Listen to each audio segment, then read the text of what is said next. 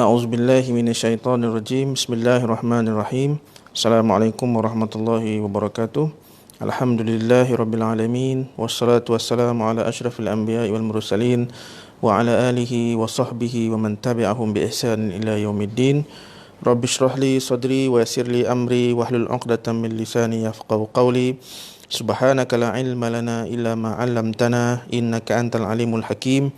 Wala hawla wala quwwata illa billahil aliyil azim, amma ba'du. InsyaAllah kita akan menyambung lagi perbincangan kita mengenai ilmu usul fiqh, dan ini adalah kuliah siri yang ke-8 menggunakan kitab Al-Wajiz fi Usul Fiqh karangan Dr. Abdul Karim Zaidan. Dan pada malam ni kita sambung perbincangan tentang aqsamul wajib. Setelah 2 minggu lepas kita telah menyentuh berkenaan dengan definisi hukum syarak.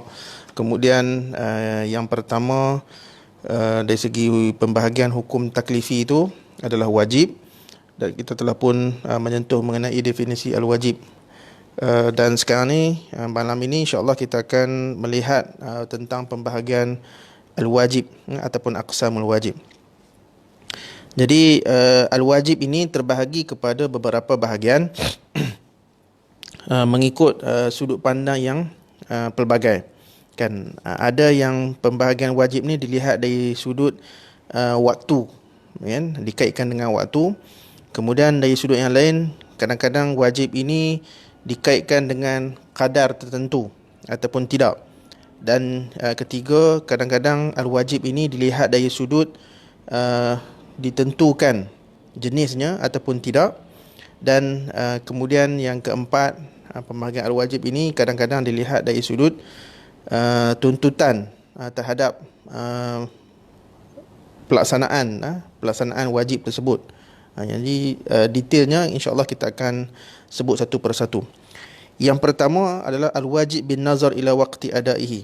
Dan pembahagian pertama, al-wajib bin nazar ila waqti adaihi, iaitu kewajipan berdasarkan waktu untuk menunaikannya.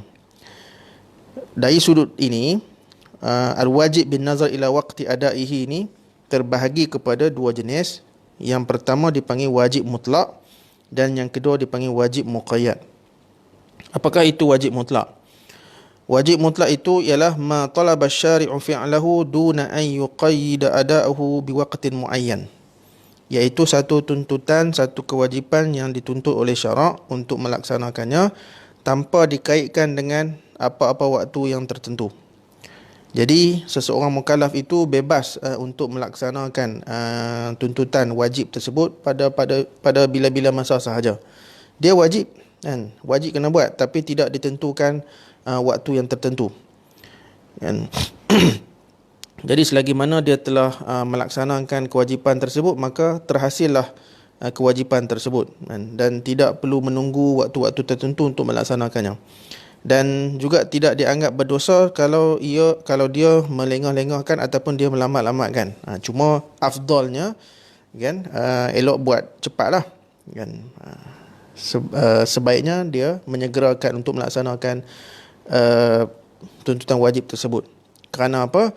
Kerana kematian ni kita tak tahu bila, kan, bila kita akan meninggal dunia. Jadi seelok-eloknya, sebaik-baiknya kita menyegerakan perkara-perkara yang wajib, walaupun yang perkara yang wajib itu tidak ditentukan waktu yang tertentu. Kan, contohnya apa? Contohnya ialah seperti kewajipan mengqada puasa Ramadan bagi mereka yang membuka puasa dengan sebab keunzuran syar'i, kan. Jadi kalau ada uzur syar'i, kita tidak dianggap berdosa. Tapi kalau kita buka puasa itu dengan saja-saja tanpa ada keunzuran syar'i, maka kita akan dianggap berdosa. Dan dalam dua keadaan tersebut, sebenarnya kita tetap wajib untuk mengqadakan puasa tersebut. Jadi kalau ditanya bilakah masa ataupun hari untuk kita qada bulan Ramadan tersebut, maka jawapannya ia tidak ditentukan hari bila-bila, kan. Cuma janganlah sampai next Ramadan kan. Kalau tidak kita kena bayar fidyah kan. Yang penting qada kan, wajib melaksanakan qada tersebut. Okey. Uh, dari segi kita kata perlu bayar fidyah kalau melangkaui tahun itu ada perbahasan yang ataupun perincian di kalangan mazhab fuqaha, mazhab fiqh lah. Okey, itu contoh pertama. Contoh yang kedua ialah kafarat yang wajib. Kan? Kafarat yang wajib kepada mereka yang telah melanggar sumpah ataupun melanggar janji. Kan? Jadi bagi mereka yang bersumpah dengan nama Allah untuk melaksanakan sumpah ataupun janji tertentu dengan menyebut al-yamin tersebut, kan? Jadi dia telah melanggar sumpah. Jadi bila melanggar sumpah tu dia wajib untuk melaksanakan kafarat tersebut. Jadi bila dia kena laksanakan kafarat tersebut, maka tidak ditentukan waktu-waktu yang tertentu. Kan? Jadi dia kena laksanakan dengan kadar segera. Kan? Baik. Begitu juga contoh yang ketiga ialah haji. Haji ini adalah antara rukun Islam dan wajib untuk orang yang mampu untuk melaksanakannya, tetapi bukan alal faur, tetapi atas konsep at-tarahi, iaitu boleh kita panggil menangguhkan untuk pergi haji bila-bila masa sahaja, masa yang dia rasa terluang baginya. Kan? Jadi tidaklah diwajibkan, contohnya macam tahun ini, tahun depan. Dia wajib tetapi tidak dikaitkan dengan waktu tertentu, dan ini yang dinamakan sebagai wajib mutlak. Jadi bila wajib mutlak ini, maka haji dia wajib buat, tetapi dia boleh pilih mana-mana tahun yang dia rasa sempat lah untuk kumpul duit dan sebagainya lah. Okey, jadi ini dinamakan wajib mutlak. Jadi wajib mutlak ni pelaksanaannya dia boleh dilaksanakan tanpa terikat dengan waktu. Okey. Yang kedua adalah dipanggil al-wajib al-muqayyad, wa huwa ma talaba asy-syari'u fi'lahu wa 'ayyana li ada'ihi waqtan muhaddadan. Iaitu satu perkara yang wajib dilaksanakan dan dituntut oleh syarak untuk melaksanakannya secara wajib, dan Allah ataupun syarak juga menentukan waktu yang tertentu bagi pelaksanaan ibadat tersebut ataupun kewajipan tersebut. Contohnya macam solat 5 waktu. Jadi kita dah makruf dalam agama kita, dalam syariat kita, bahawa solat ini mesti dilaksanakan pada waktu-waktu yang tertentu. Waktu subuh, maka itu hanya dikhususkan untuk sembahyang subuh. Sembahyang zuhur dikhususkan ada waktunya tertentu. Begitu juga dengan puasa Ramadan. Ini termasuk dalam kategori wajib muqayyad, kerana puasa Ramadan ini hanya boleh dilaksanakan pada bulan Ramadan sahaja. Jadi tak boleh nak puasa bulan Syawal, bulan Zulqa'dah dan sebagainya, sebab ia hanya dikhususkan dalam bulan Ramadan. Dan kalau kita nak puasa yang wajib, puasa Ramadan itu dalam bulan lain, maka ia tidak sah. Kan? Jadi dalam wajib muqayyad ini tidak boleh untuk melaksanakannya sebelum waktu ataupun selepas waktu. Kalau buat sebelum waktu ataupun selepas waktu yang telah ditentukan, dianggap berdosa. Kerana apa? Kerana kewajipan yang termasuk dalam kategori muqayyad ini, dia ada waktunya yang tertentu. Baik. Jadi fal ilzamu fil wajibil muqayyad, yang kelaziman ataupun kewajipan dalam wajib muqayyad ini dia dipasakkan atas perbuatan kewajipan tersebut dan juga dikaitkan dengan waktu yang tertentu. Manakala al-ilzam fil wajibil mutlak, kelaziman ataupun kewajipan dalam wajib mutlak, dia hanya terpasak pada perbuatan kewajipan tersebut tanpa dikaitkan dengan apa-apa waktu. Itu beza dia. Okey, dalam kita panggil wajib muqayyad ini, kan, wajib yang ditentukan waktunya, contoh macam solat kan. kalaulah kita melaksanakan solat dalam waktu, okey, dengan cukup rukun dan syarat, maka ibadat tersebut dinamakan adaan. Sebab itu kadang-kadang bila kita solat, kita akan kata, contohnya macam usolli fardhu isya'i arba'a raka'atin adaan, kan? Sebab apa? Sebab apa kita kata adaan? Sebab kita nak laksanakan sembahyang isyak itu dalam waktu isyak. Okey. Tapi kalau sekiranya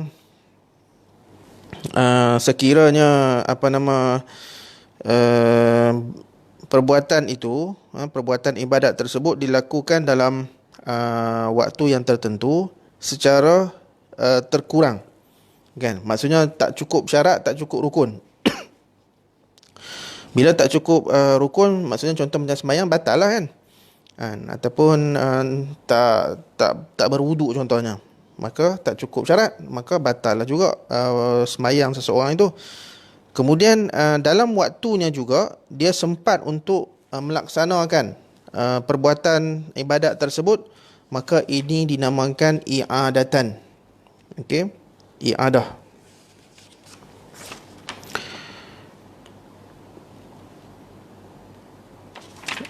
Kemudian apabila dia melaksanakan satu ibadat tu selepas waktu, contoh macam waktu isyak dah habis, kemudian dia baru, contoh dia tertidur lah, kan, baru terbangun lepas habis waktu isyak, maka dia melaksanakan solat isyak tu di luar waktu isyak, maka itu dinamakan qadaan. Okey,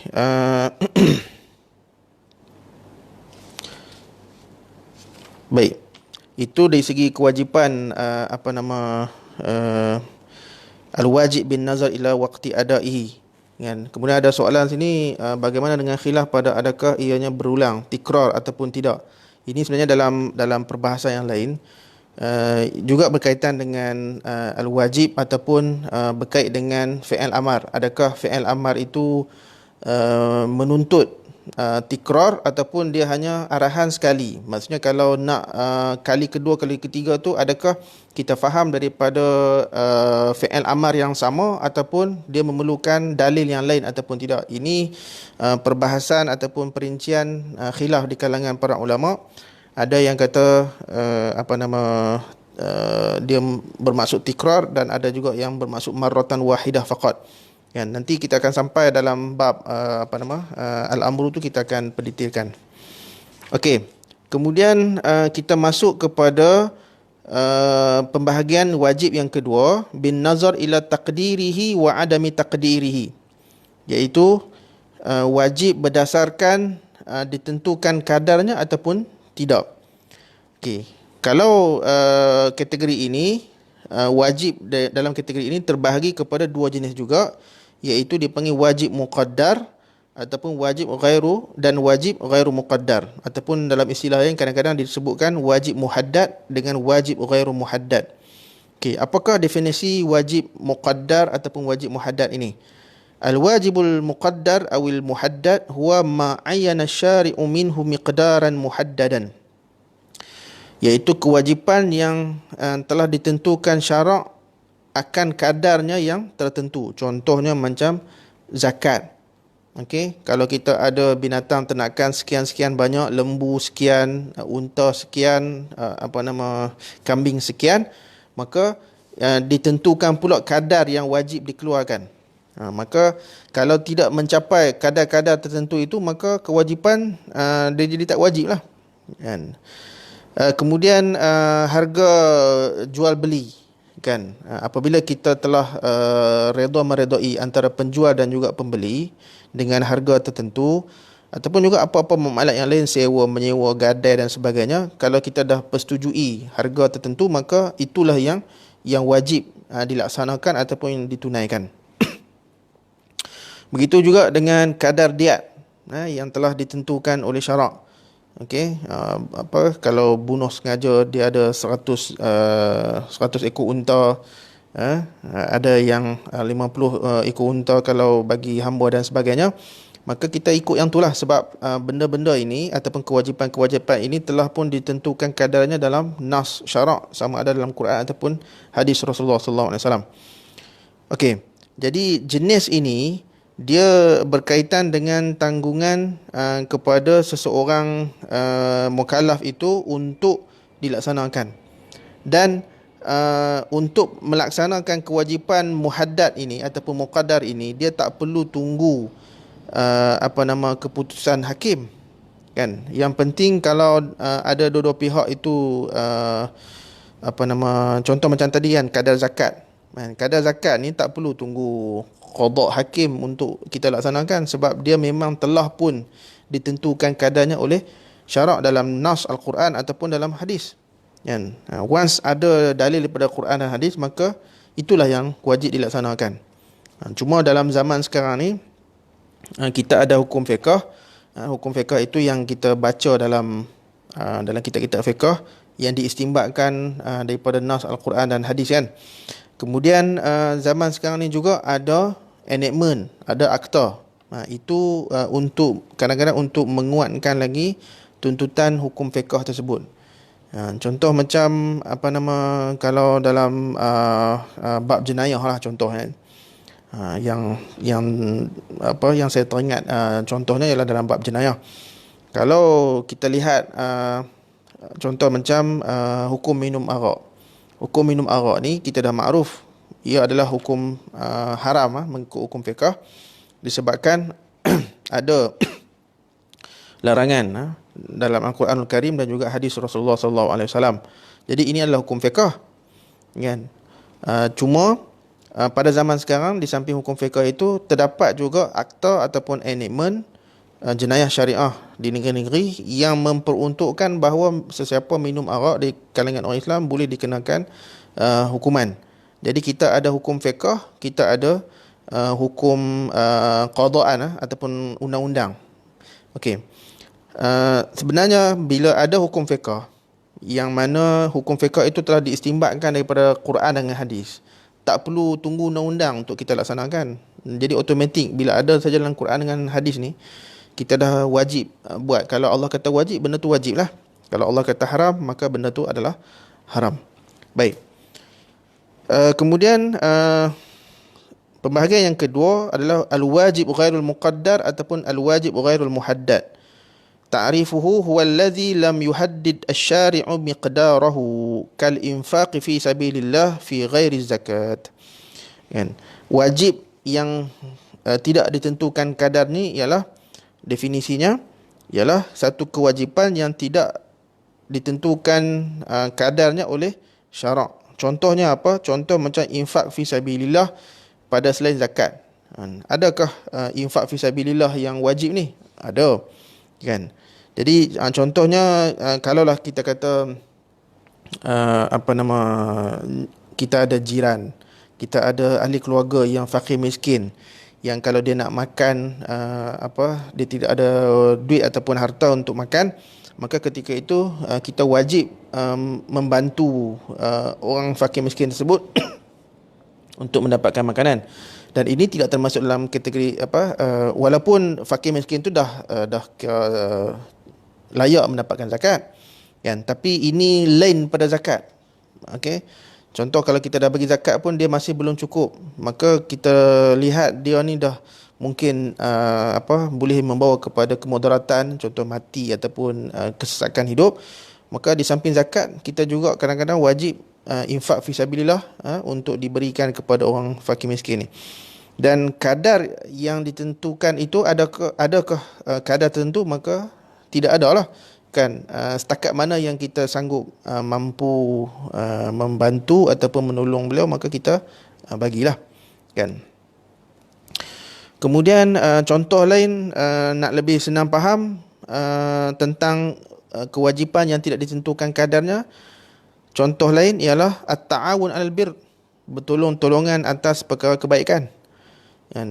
Jadi kalau kita kata banyak mana saya nak tolong orang ni, okey, maka kita kata kita wajib membantu dalam ketaatan, kan.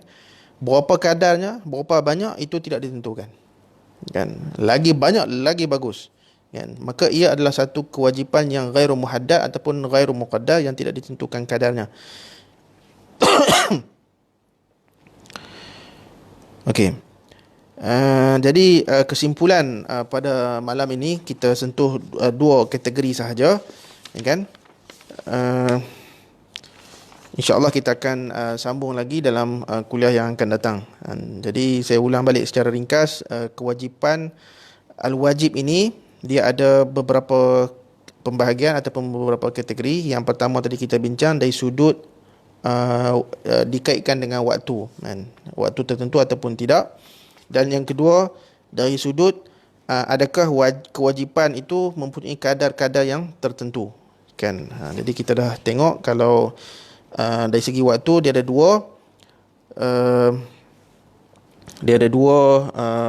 Kalau waktu ni kewajipan yang ditentukan dengan waktu, dan juga kewajipan yang tidak ditentukan dengan waktu tertentu. Kemudian pembahagian yang kedua adalah wajib muqaddar dengan wajib ghair muqaddar, iaitu satu kewajipan yang ditentukan kadarnya dan juga kewajipan yang tidak ditentukan kadarnya. Jadi itu secara ringkas untuk kita faham pembahagian wajib pada malam ini. Okey, ada soalan tentang bab apa, muka surat berapa. Nak sebut susah juga sebab buku cetakan yang kita jadikan rujukan ni mungkin berbeza-beza antara satu sama lain. Tetapi secara ringkasnya, bab yang kita bincang ni adalah di bawah aqsam al-hukmi taklifi, dan di bawah aqsam al-hukmi taklifi tu dalam bab yang pertama ataupun al-matlabul awal, iaitu al-wajib. Dan wajib ni pula dia ada banyak bahagian, kan, banyak pembahagiannya, dan malam ni kita hanya sentuh dua sahaja terlebih dahulu, dan insya-Allah kita akan sambung lagi kuliah kita pada minggu akan datang insya-Allah. Jadi aku qouli hadza wa astaghfirullah azim li wa lakum.